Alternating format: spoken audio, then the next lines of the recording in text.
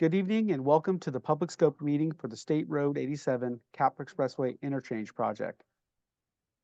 I am Anthony Lopez and I'm a public communications specialist with VTA Community Outreach, and I will serve as your moderator for this evening's meeting. Let's begin by introducing the project team. With the Valley Transportation Authority, we have myself, Zahir Golzada, Peter Lee, Christina Jaworski, Christine Fukasawa, and Alex Bodie. With the City of San Jose, we have Councilmember Sergio Jimenez from District 2, Councilmember Pam Foley from District 9, John Risto, Neil Ong, and Josephine Kimura. From the County of Santa Clara, we have Ben Agagnehu, and from Caltrans, we have Arun Gudaguntla, Larry Boner, Daniel Chan. With HMH, we have John Cacciati and Anthony Silva. And from Jacobs, we have Joseph Burnham.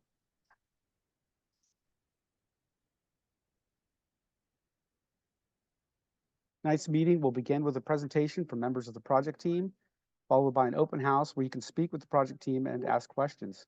Please note, the meeting presentation and display boards will be placed on the project webpage within 48 hours of the meeting. Please be courteous to all attendees and panelists. During the meeting, respect the format of the meeting and allow speakers to present information. Turn off cell phones during the presentation. Treat fellow community members, agency representatives, Caltrans staff, and others with respect. Address all comments to the project team staff, and maintain a conversational tone. The VTA Code of Conduct. Demeaning, discriminatory, or harassing behavior and speech will not be tolerated. VTA staff will remove participants who refuse to adhere to this code. Lastly,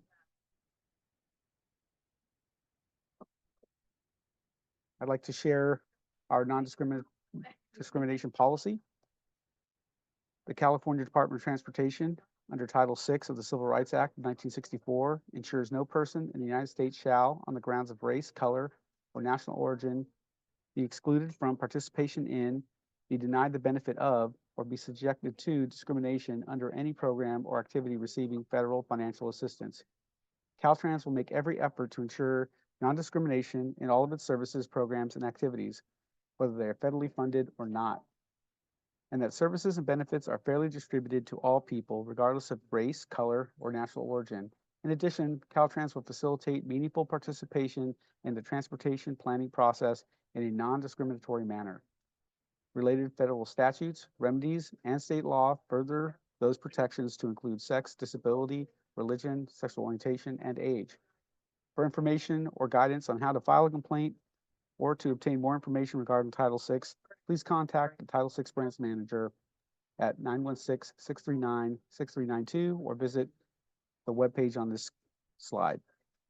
To obtain this information in alternate formats such as Braille or in a language other than English, please contact the California Department of Transportation Civil Rights Office at P.O. Box 942-874, MS 79, Sacramento, California 94274, or call 916-879-6768.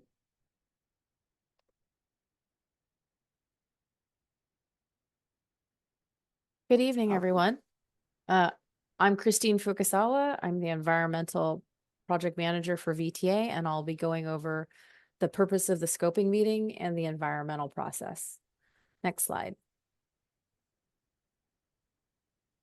So the very first step in preparing an environmental document is to determine the scope of the project in consultation with the public, interested stakeholders, and decision makers. The Department of Transportation, Caltrans, in cooperation with VTA and the City of San Jose, will prepare an environmental impact report, environmental assessment, EIR, EA, to inform the public of potential environmental impacts of the project. Caltrans is the California Environmental Quality Act, or CEQA, lead agency. And under CEQA, scoping is designed to examine a proposed project early in the review process and identify the range of pertinent issues, alternatives, and to identify mitigation measures to avoid potentially significant environmental effects. As a CEQA lead agency, Caltrans is required to provide the public, stakeholders, and decision makers with the opportunity to weigh in and outreach to the public for a specified timeframe. Next slide. So scoping represents the first of these outreach opportunities. The scoping period was kicked off by release of the Notice of Preparation, or NOP, 2 weeks ago on August 8th, and this scoping period will last 30 days until September 9th. So the NOP, along with the project fact sheet, is all available on the VTA project website. As part of scoping, we will provide information about the proposed project. We'll receive input on the purpose and need for the project, collect information about the environmental analysis methodology, environmental issues to be studied, and potential environmental effects. We want to gather feedback on what the environmental scope of the project should be in preparation for the draft EIR-EA. Next slide. So while you're listening to this presentation, we want you to keep in mind that we want to hear from you. You are the most familiar with the project area, so we want to know what you think. Please help us to answer questions like, who uses this interchange and these local streets on a regular basis? What are their concerns or issues? What do you think about the proposed alternatives? Are there any environmental studies or analyses that you feel have been missed? And do you have any local knowledge or expertise to share that will help to inform the environmental document? Next slide. So how can you make sure that your input is heard? While there's staff here today that you can ask questions, it's important that you write down your comments so that it can become part of the public record. So please provide your written comments. Make sure that they are received by Monday, September 9th. And there's a few different ways that you can make your comments. First, you can fill out a comment card tonight. You can take that comment card home with you and send it to us before September 9th. You can also submit your comments via email, or you can send it by regular mail to the address on the screen. Next slide. So next up is Project Manager John Cacciati, who will present the project overview. Thank you, Christine. Hi, John Cacciati with HMH, leading the design efforts for the project. Slide, please. To help orient this team, the project location is in San Jose, Santa Clara County, California, at the interchange between State Route 87 and Capitol Expressway. The project footprint is generally shown in orange in the outline on the exhibit to the left. Next slide. The purpose of the project is our intent and essentially what the project seeks to achieve. And there are 3 explicit purposes that have been defined for the project. The first is to improve vehicular circulation and access between northbound State Route 87 and Capitol Expressway, and improve vehicular circulation and access on Narvaez Avenue and Capitol Expressway. The second purpose of the project is to provide high quality, convenient, comfortable, low stress, and sustainable accommodations for active transportation, bicycles and pedestrians, along Capitol Expressway and Narvaez Avenue, including improved connectivity to light rail transit in the median of State Route 87 and the Highway 87 bikeway. The third project purpose is to provide quality accommodations and seamless connections between all modes of transportation, including light rail, bus, carpool, vanpool, passenger vehicles, bicycles, and pedestrians. Slide. The purpose of the project was defined based on project needs identified by this team. Next slide, please.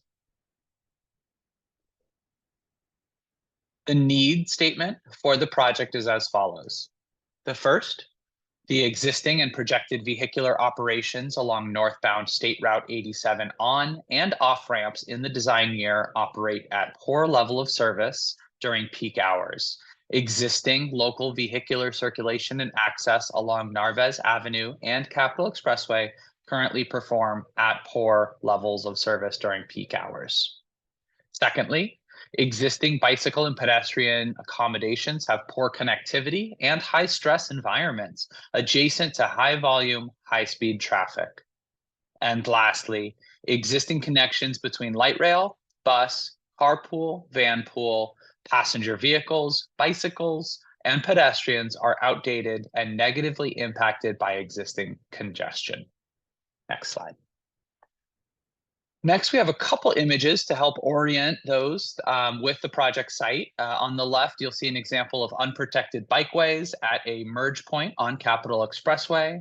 And the image to the right shows outdated pork chop configurations that are no longer best practice for bicycle and pedestrian accommodations at high volume intersections. Next slide. Similarly, on Capitol Expressway, facing west towards State Route 87, which is shown in the structure in front of you. Again, you can see unprotected bike lanes, leaving cyclists exposed to high volume, high speed traffic, as well as some failures of slope paving and outdated traffic safety items that'll be rectified with the project. Next slide. Traffic patterns for those that live here, this is very familiar. We are south of downtown San Jose and the peninsula, so we do see heavy AM northbound movements as residences, as the community and residential areas are destined for job centers north of the project area. So generally in the AM, we see heavy northbound State Route 87 movements and westbound Capitol Expressway movements. Next slide. And in the PM, we see the reverse commute of that. Heavy southbound movements along State Route 87 and eastbound movements along Capitol Expressway, sending those folks home to their homes after the workday on regular weekdays. Next slide. So there are two project alternatives under consideration, Alternative A and Alternative C. Alternative B has been discontinued from further study due to failure to meet the purpose and need. In each of these exhibits, you will be able to orient yourself with north pointing up. So when I refer to the west, it is on the left side of your page, east is on the right side of your page. Before I start defining these alternatives, I also want to take a moment and discuss who owns the underlying roadways. Generally speaking, the city of San Jose owns the Capitol Expressway and Capitol Auto Mall west of the highway and State Route 87. Underneath the highway and through any ramp connections would be owned and operated by Caltrans, the State Department of Transportation. And then lastly, the county owns the roadways at and east of Narvez Avenue. So we've got a lot of stakeholders, each of which have been involved in the development of these alternatives and are present here today. So Alternative A in detail is the braided ramp alternative. So along the northbound off-ramp, we will be slightly realigning the off-ramp to shift it just marginally to the north from its existing connection to Narvez Avenue. That realignment will also allow us to lower that off-ramp and prepare for a braided ramp configuration with a new northbound on-ramp. The current northbound on-ramp extends from Narvez Avenue to State Route 87. We would be realigning that on-ramp to connect directly to Capitol Expressway. There would be a new structure placed at the crossing of the northbound on-ramp and the northbound off-ramp in what is known as a braided configuration. Along Narvez Avenue, bicycle and pedestrian accommodations would be included, which would include Class 4 protected bikeways and improved sidewalks. The roadway width along Narvez would be right-sized to address the revised trip distribution anticipated and serving Narvez Avenue. Along Capitol Expressway, along the bottom of your screen, moving from the left to the right, On the left, we will include again protected bikeways and improved pedestrian accommodations along Capitol Expressway, including modifications to the southbound ramp intersection to tighten up pedestrian and bicycle crossings and improve visibility. Underneath the structure and to the east to Narvez Avenue, we would be reassigning and configuring lanes to accommodate the revised ramp geometry and connection points. At Narvez Avenue and Capitol Expressway, the intersection on the eastern side of the image, we would install a new protected intersection which treats bicycles and pedestrians similarly, pulling bicycles outside of the vehicular footprint and having them cross in a configuration more aligned with pedestrians.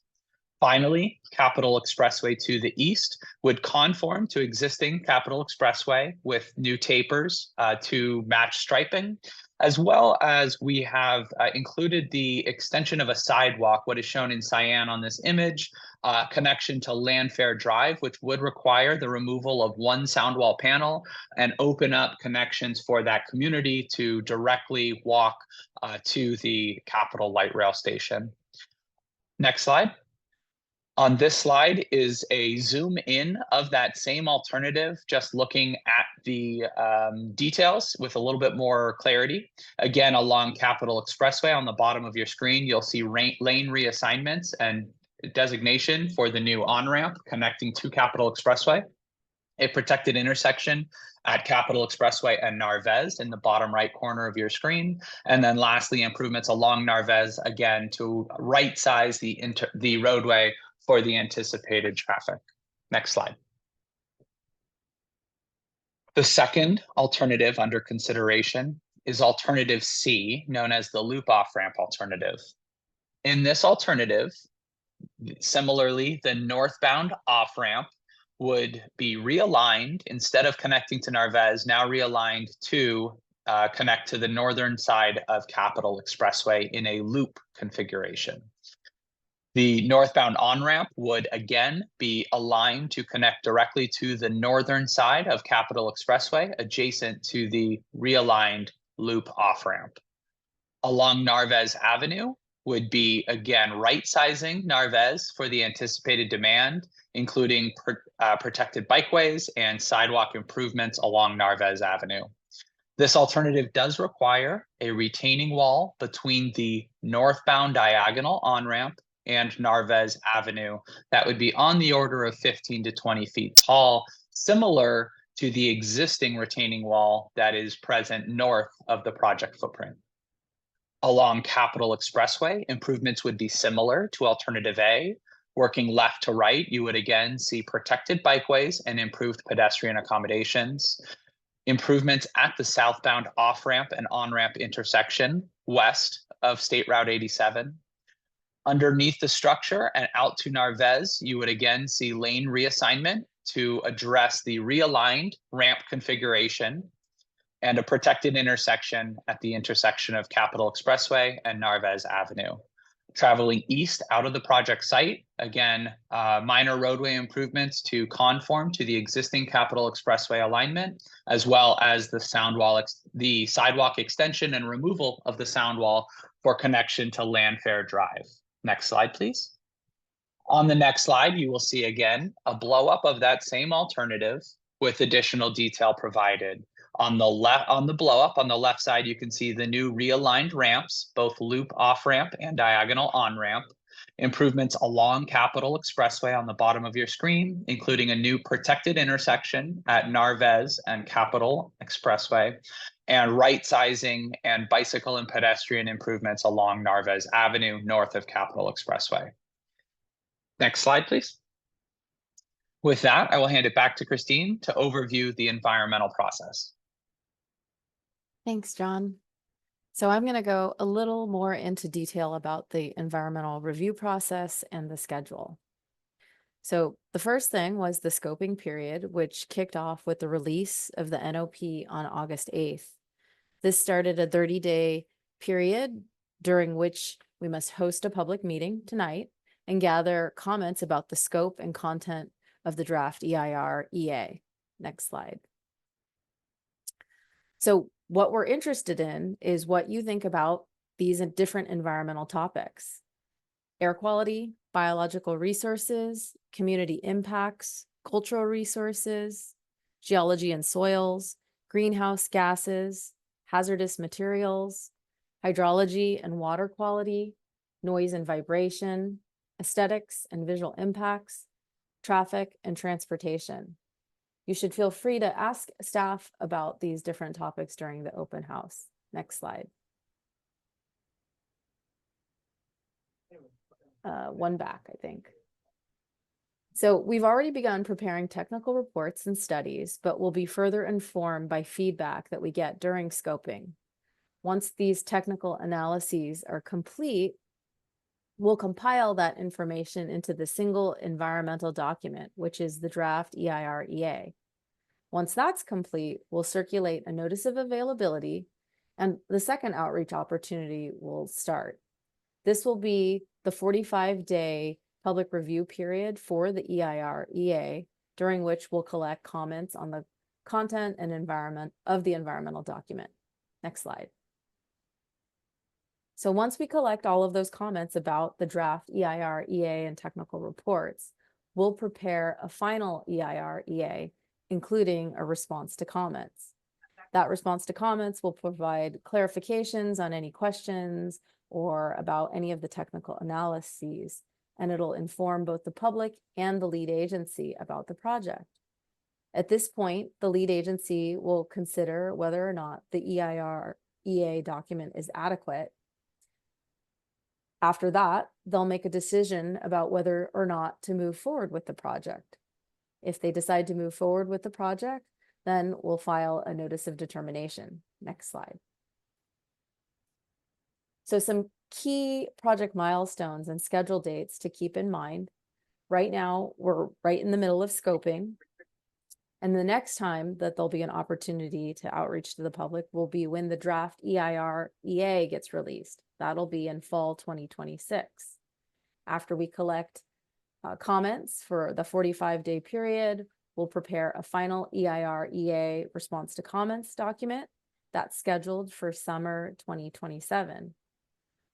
At that point, if the EIR-EA is approved and the project, a decision is made to move forward with the project, design engineering is planned between 2027 and 2029, and construction would begin in 2029 and would finish in 2031. Next slide. So now that you know a little bit more about the project and the environmental process, we'll ask again, please let us know what you think. We want you to weigh in on who uses the interchange, what you think about the alternatives that you saw, what environmental studies you would like to see, and we want for you to provide insights that you might have about the site. Next slide. So remember, if you want your comment to be part of the public record, it must be written down and submitted before September 9th. Thank you so much.